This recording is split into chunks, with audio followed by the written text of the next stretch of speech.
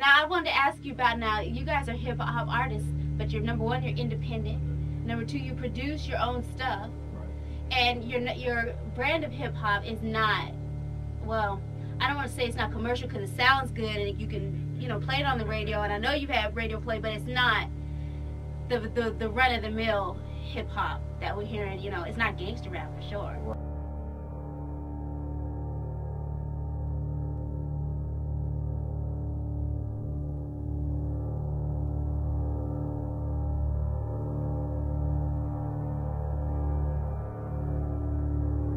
Well, initially, I was real saddened for him and the family, and you know, an officer getting shot and killed. We haven't gone through something like that in 20 years, so it was a lot of emotion surrounding him getting shot. It had who shot him at that point, I wasn't really, you know, thinking about that much. It was just that, you know, he was shot, and you have to go through a mourning process, and you have to bury him, and we did all that. And after that, then you start thinking about, well, what happened? Why did it occur?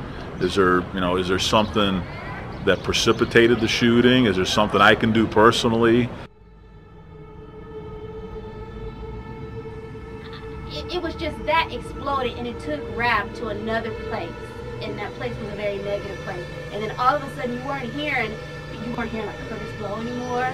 You weren't hearing like party music anymore. You weren't hearing, you especially wasn't going, you know, really hearing X-Clan. You know, Public Enemy held on for a while, but boom, you know, there was a conscious rap just moving out, and, you know, gangster rap just moved right in. Same story. I grew up on hip hop. I grew up on rap. I grew up on gangster rap. And I was born and raised in Las Vegas. Raised on West Las Vegas, Lake Mead, Main Street, J&B Apartments, where I was born. Fell in love with, in 1988, I was born to Jim Bridger. And fell in love with, that's when Boys in the Hood came out with Eazy-E. So ever since then, I've been all about rap, all about gangster rap, hip hop, whatever you want to call it. From Ice-T and Rhyme Page to Cube and Death Certificate, whatever. I've been a hip hop rap fan. So when I heard that, when I saw the initial story with the young man, him being linked to him being an aspiring rap artist.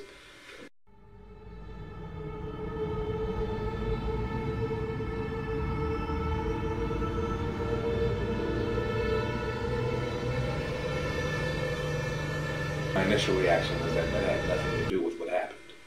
You know, this was a domestic violence situation that had nothing to do with rap. That's between him and his girlfriend at the time. I guess they were living together at the time. That was a dispute between them. Him having an assault weapon. Him having, you know, we later found out in the news, you know, apparently being on drugs or whatnot. I'm not sure if that's true. That's what's been reported. All that stuff had nothing to do with rap.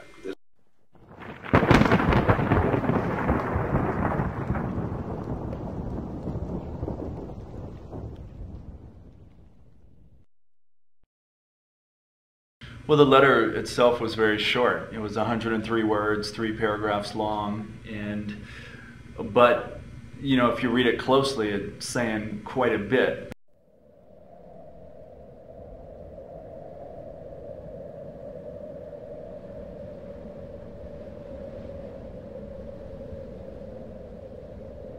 Basically, he is asking the Gaming Control Board, which you know, controls the hotel casinos or regulates them, if they can ban gangster rap concerts on the Strip, which that's a pretty serious thing he's asking for without provocation, really.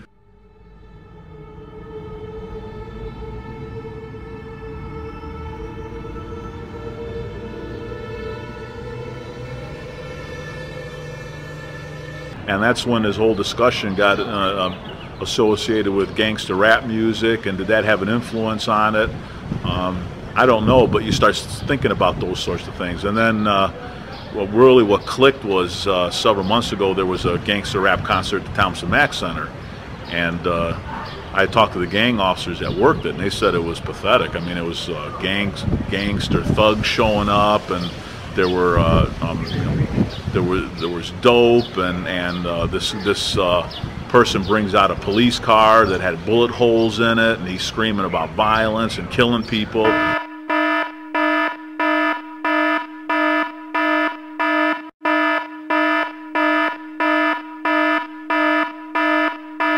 the regent, Stavros Anthony, I asked him, you know, how are you going to decide what bands would be allowed to perform and which ones wouldn't? And he, at that point, basically said he has no idea. Add to the stereotype in our neighborhood. The cops, you know, the cops stereotype us. They police us. You know, they do some really awful things, man.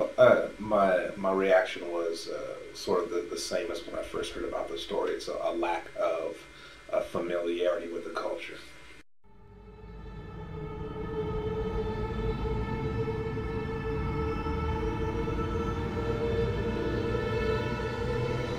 There is no way to classify it because it's too fine of a line, and it doesn't matter if you're a hip-hop expert or if you're the sheriff of Metro Police. No one can really tell the difference between certain acts and whether they're hip-hop or whether they're gangster rap acts, and that's part of the problem with this whole thing, you know.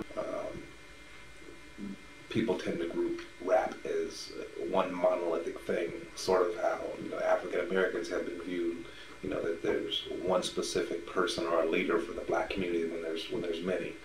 The same thing with rap. I mean, you've got underground hip hop, you've got mainstream, you've got gangster rap, you've got you know, Brit, you got bubblegum rap, you know what I'm saying, Brit pop type stuff. There's so many different offshoots of hip hop and rap, and to me it just reflected that there's a lack of understanding on the different nuances to this music and to this culture. Quite a few people have said this, and I think it's true. You're going to have 60-year-old white men trying to decide what is hip hop and what is gangster rap when people who really know the music can't even kind of define the two a lot of times.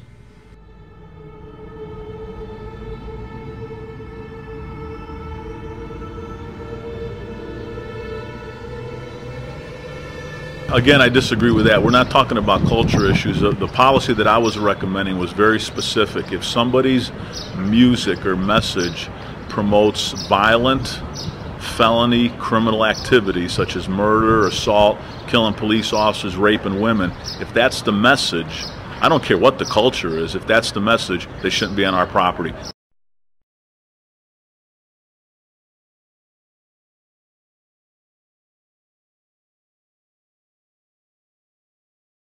Gangster rapper isn't necessarily someone who's glorifying violence so much as maybe someone who's giving you a snapshot of what it is, what it's like in their hood, what it's like where they grew up. By reporting, they're essentially, you know, street reporting in many respects, letting people, you know, outside their community know what's going on here. And sometimes it's not really glorifying rap. It's a cry for, glorifying violence. It's a cry for help. It's saying, look at the situation that we're in. We're telling you about it because if we don't tell you about it, CNN's not going to come here. You know, Nightline's not going to come here. And, you know, Channel 3 or Channel 8 or Channel 5 or Channel 13, they might come here, but after something happens. You know?